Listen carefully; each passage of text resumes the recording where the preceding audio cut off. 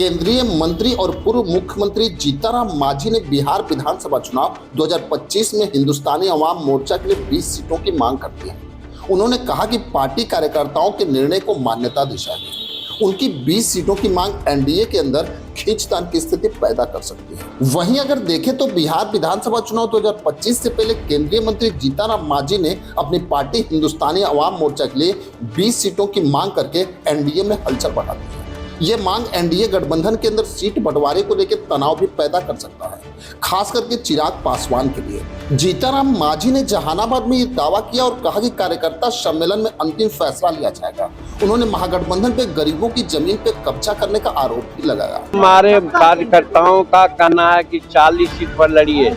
हम अपने मन से कह रहे हैं कि हम तो सोचते हैं कि 20 सीट हमको मिले तो अच्छा है, लेकिन हमको कार्यकर्ताओं की बात को देखना होगा।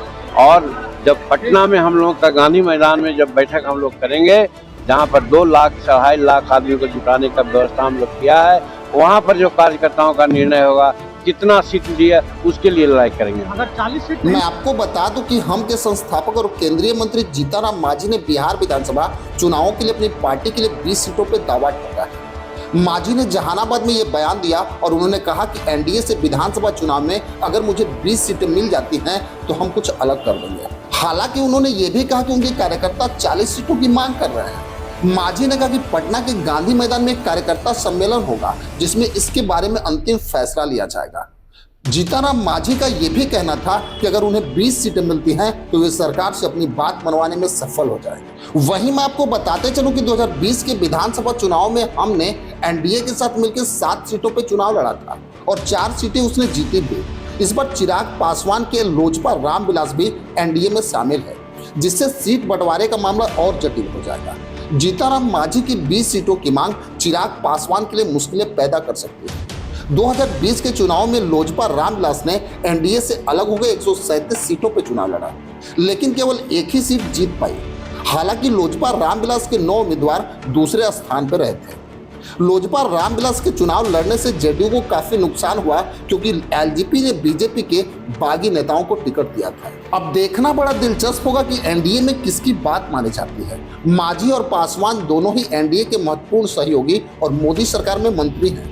वैसे तो दोनों ही दलित नेता हैं और 2019 के लोकसभा चुनाव और झारखंड विधानसभा चुनाव में लोजपा रामविलास का प्रदर्शन अच्छा रहा। 2020 के बिहार विधानसभा चुनाव में हमने 4 सीटें भी जीती।